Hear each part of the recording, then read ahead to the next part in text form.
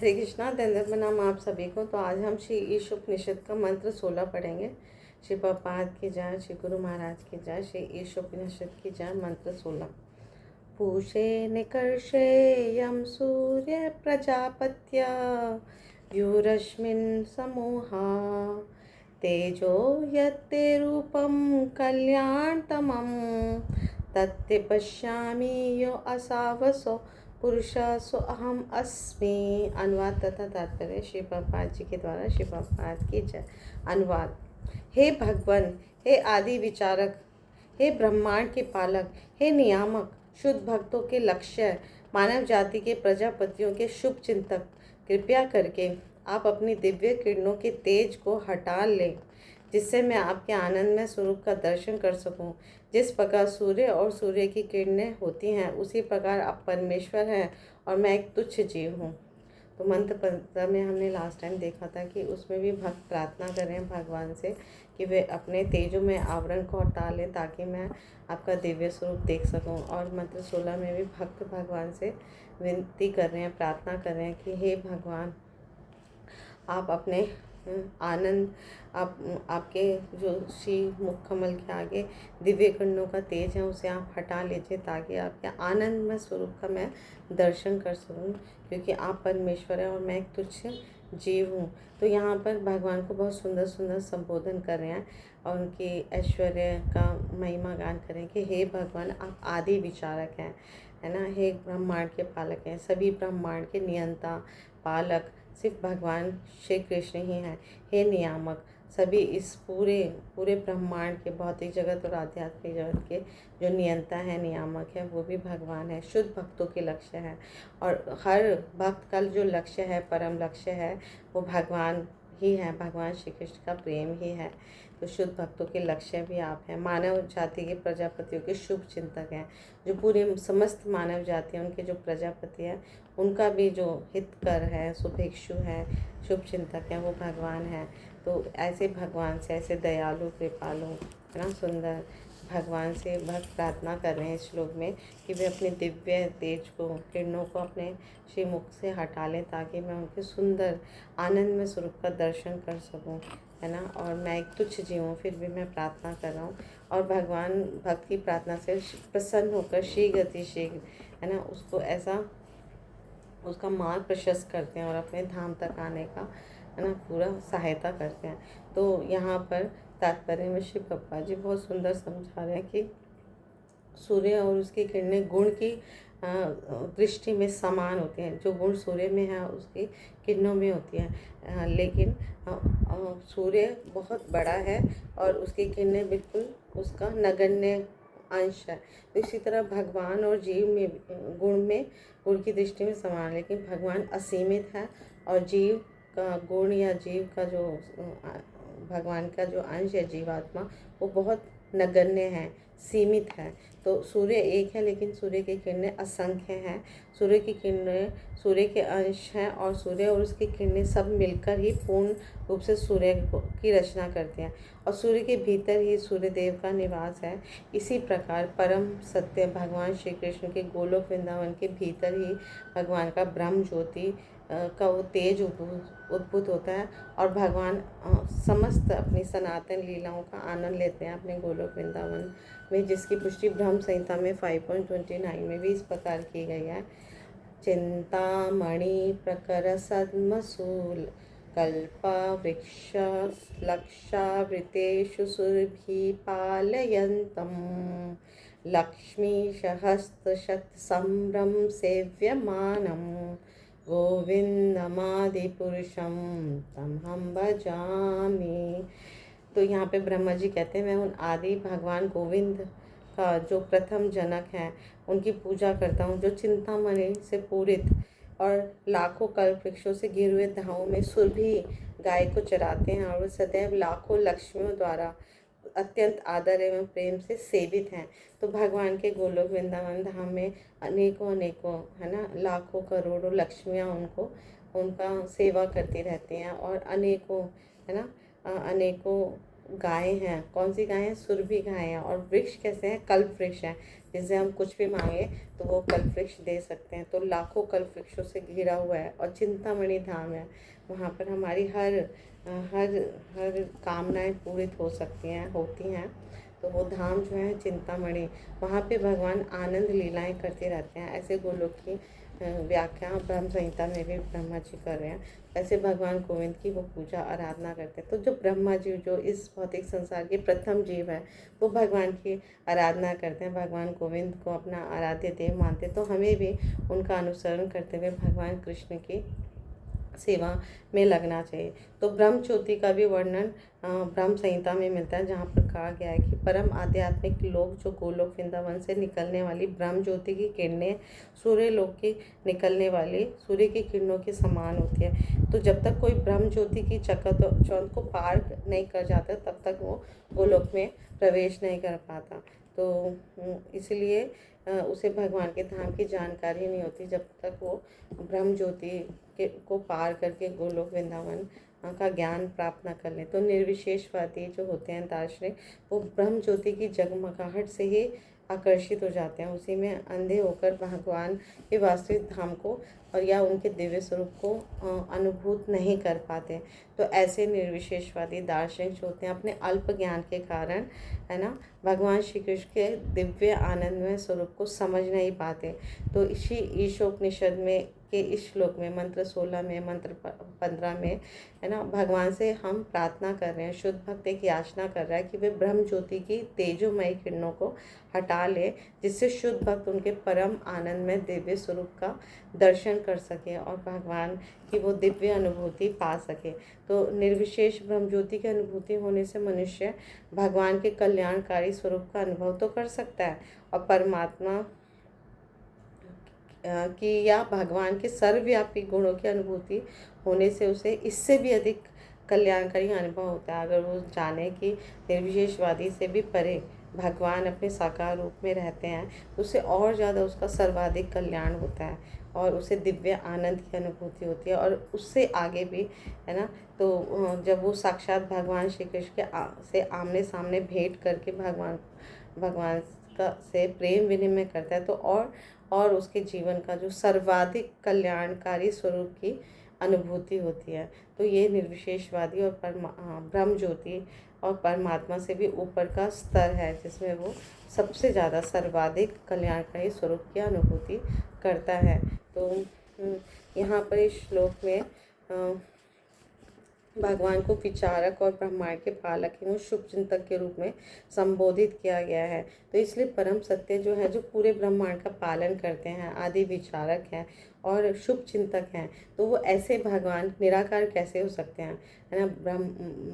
ब्रह्म निर्विशेषवादी कहते हैं कि भगवान निराकार है, शून्य है, तो कैसे हो सकते हैं जब वो पूरे ब्रह्मांड का, भौतिक जगत का पालन कर रहे हैं, नियंता है, शुभ चिंतक है, सबका पालन पोषण कर रहे हैं। और इस श्लोक में पोषण शब्द भी आया है। पोषण का अर्थ है पालन करता।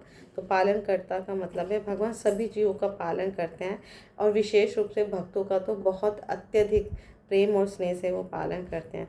तो निर्विशेष ब्रह्म ज्योति को जब पार करता है भक्त और भगवान के परमात्मा स्वरूप का एवं उनके सर्वाधिक कल्याणकारी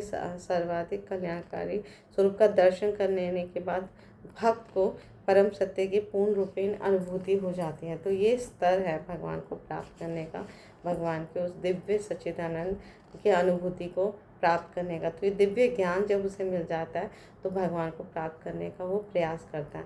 और इस कलयुग में भगवान को प्राप्त करने का जो सबसे सरल और सबसे सर्वश्रेष्ठ साधन है, भगवान के पवित्र नाम, रूप, गुण, लीला धाम का निरंतर श्रवण करना, कीर्तन करना और स्मरण करना।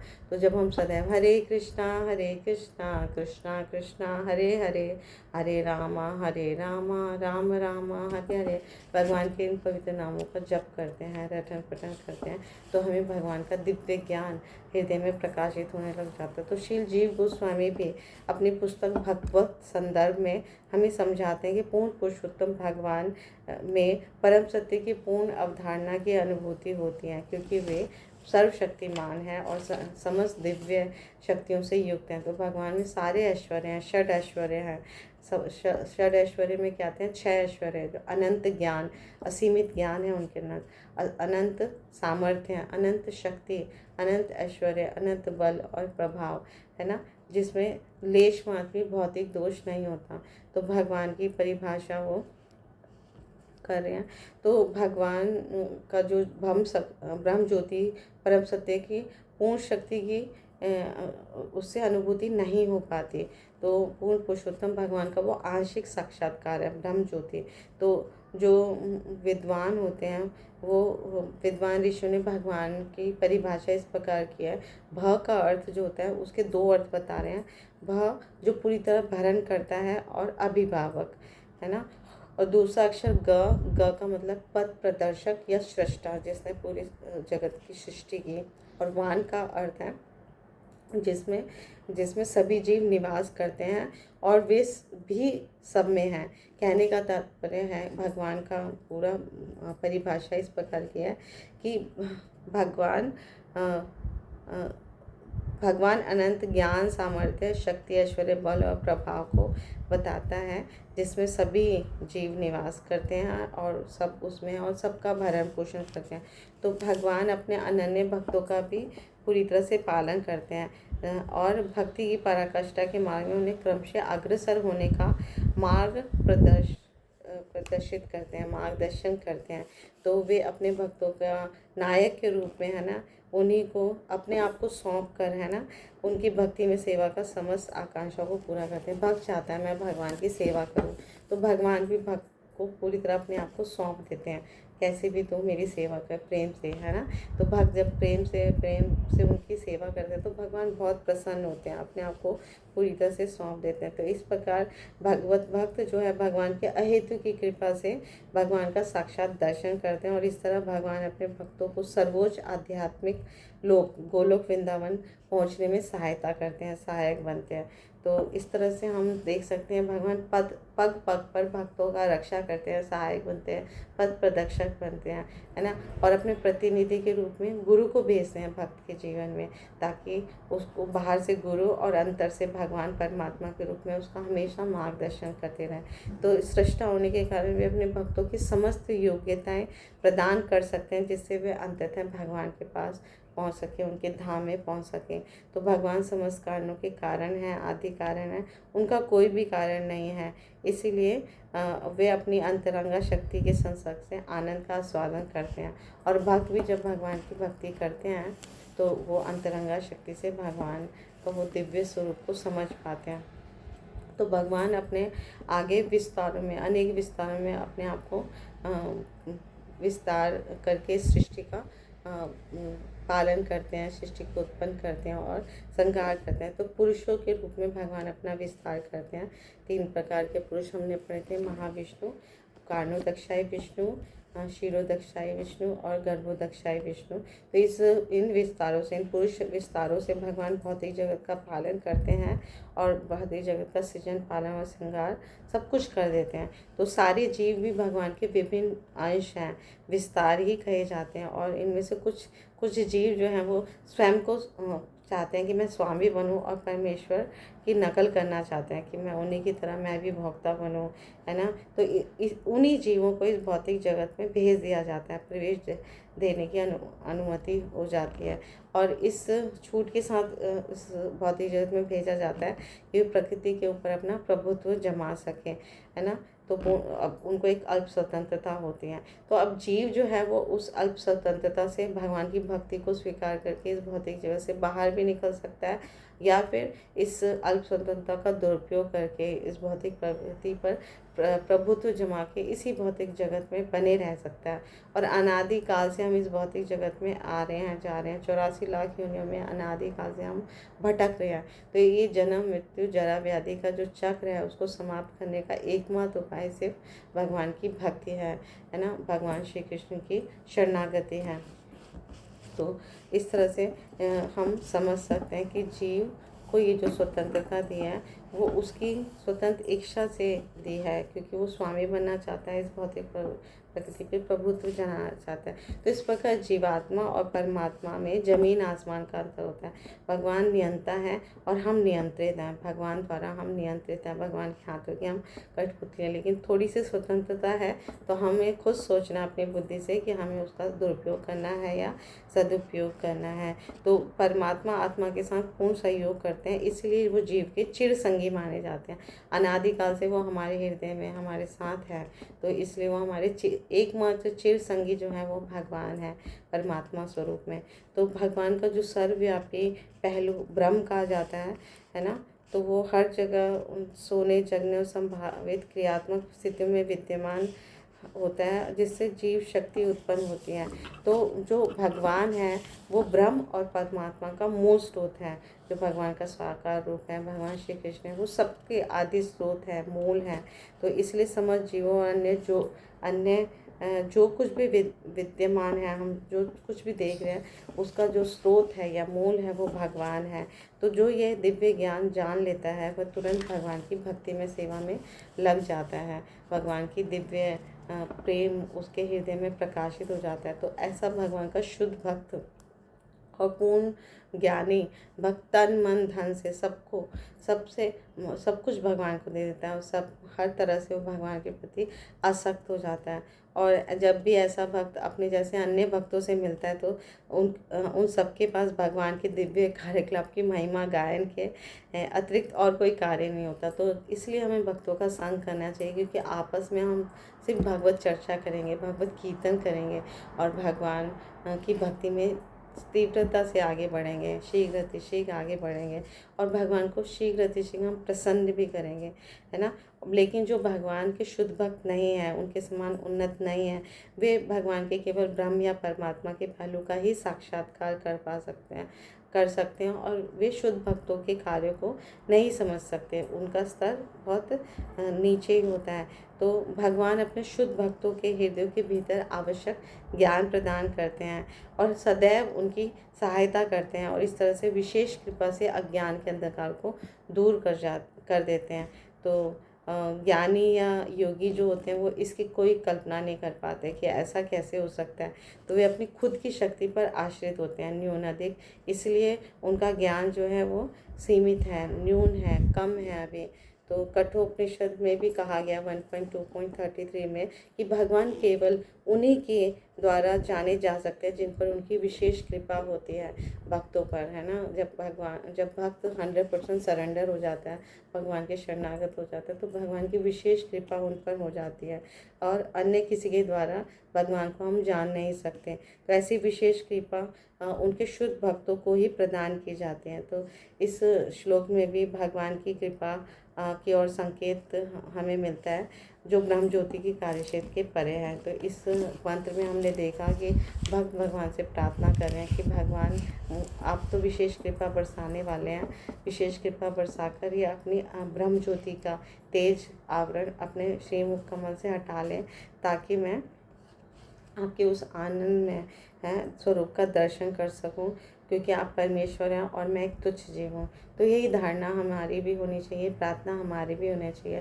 निरंतर सदा हम भगवान को प्रसन्न करने के लिए, भगवान की सेवा के लिए तत्पर हैं। तो भगवान हमारा मार्गदर्शन करते हैं, है ना, क्योंकि भगवान सर्वशक्तिमान है, षड ऐश्वर्यशाली हैं, तो वो कुछ भी कर सकते हैं।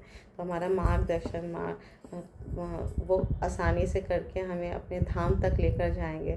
पूर्ण विश्वास के साथ हमें भक्ति करनी चाहिए, और भगवान सभी के दयालु मित्र है। इवन जो भक्ति नहीं करते उनका भी भरण पोषण पालन पोषण सभी जीवों का करें, पर जो भक्ति करते हैं उनका विशेष रूप से उन पर वो कृपा देते हैं, कृपा बरसाते हैं। तो हम आज का श्लोक में हमें बहुत कुछ मिला, भगवान के बारे में दिव्य ज्ञान मिला।